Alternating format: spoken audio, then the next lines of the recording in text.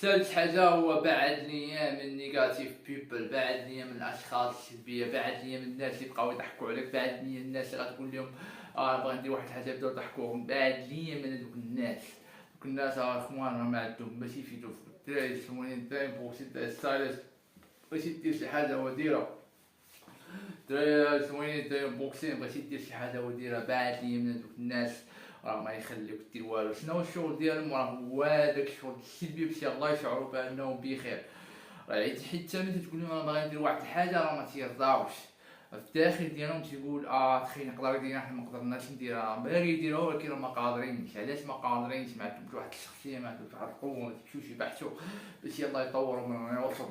بعد ديال دوك الاشخاص راه اهم حاجه تيديروا راه هي داك النقد.